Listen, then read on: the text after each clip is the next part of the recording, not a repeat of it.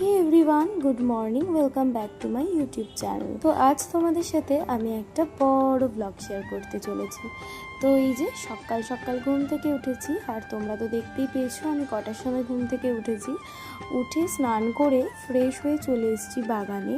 বাগানের গাছে না অনেক রকম ফুল ফোটে, তো এই ফুলগুলোই এখন আমি ঝটপট তুলে নেব।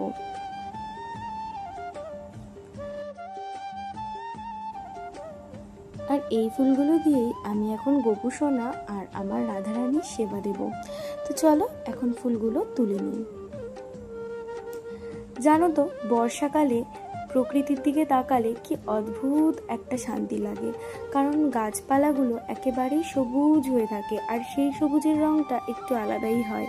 এমনি সময় যখন তাকাই তখন অতটা বেশি চোখে পড়ে না, কিন্তু এই বর্ষাকালের সবুজটা যেন একেবারে মন ছুঁয়ে যায়।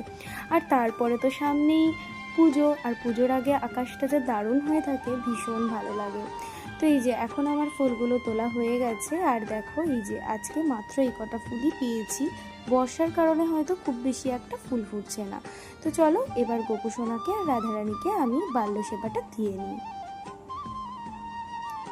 তো ওদিকে আমার পুজো দেওয়া হয়ে গেছে, আর এদিকে আমি চলে এলাম রান্নাঘরে। প্রথমেই ডিম সেদ্ধ বসিয়ে দিলাম, আর এখানে প্রেসার কুকারে একটুখানি সেদ্ধ ভাত বসিয়ে দিয়েছি, কারণ এই যে দিশানকে স্কুলে পাঠাবো।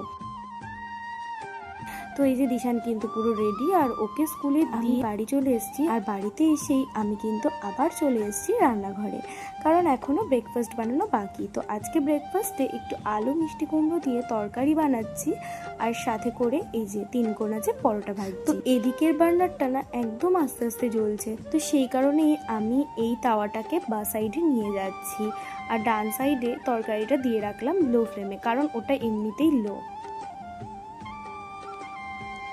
তারপর ব্রেকফাস্টটা বানিয়ে ঝটপট ব্রেকফাস্ট করে নিলাম, কারণ অলরেডি 10টা বেজে গেছে। তো এই যে এখন আমি আর শাশুড়ি মা ব্রেকফাস্ট করছিলাম আর একটু কথা বলছিলাম, আর তারপর চলে এলাম বিছানাটাকে গোছাতে। তো আজকে না বেড ক্লিনিংটা একটু দেরিতেই করলাম, কারণ আজকে বেডশিটটাও পাল্টাবো আর সাথে এই কভারগুলোও পাল্টাবো। তো সেই কারণেই আর কি একটু দেরি হয়ে গেল। ভাবলাম যখন দেরি হয়েইছে তো দেরি করেই করি। তো তারপরে এখন চলে এলাম রান্নাঘরে। আবার দেখো দুপুরের মাছ রান্না করতে চলে এসেছি।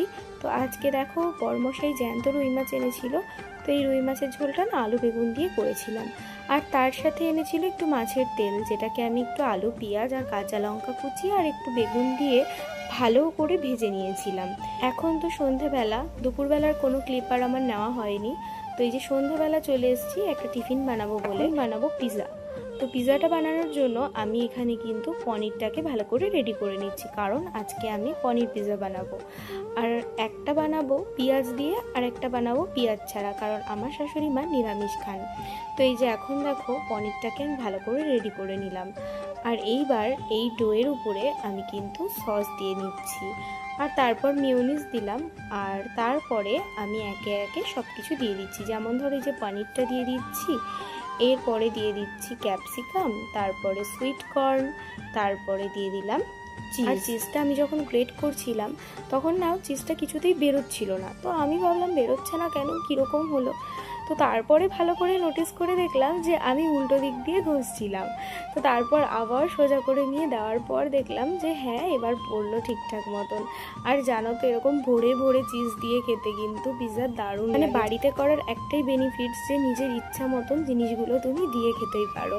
তো এই যে দেখো এই যে ভরে ভরে এখন আমি চিজ দিচ্ছি, আর আমি এমনিতেই চিজ লাভার, আমার ভীষণ ভালো লাগে। তো এই যে এখন পুরো রেডি পিৎজাটা, আর আমি কিন্তু মাইক্রোওভেনে এবার দিয়ে দিচ্ছি। আগে আমি একটু প্রিহিট করে নিয়েছিলাম, তো এই যে এখন ফাইনালি মাইক্রোওভেনে দিয়ে দিলাম। আর আজকের পিৎজাটা জানো তো খেতে দারুণ হয়েছিল।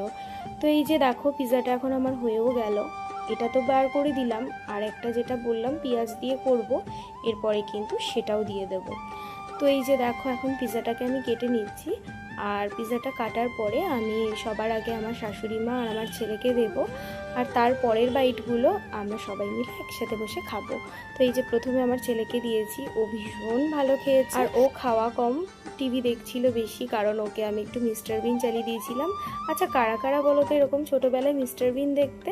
আর এটা কিন্তু কার্টুন মিস্টার বিন ছিল।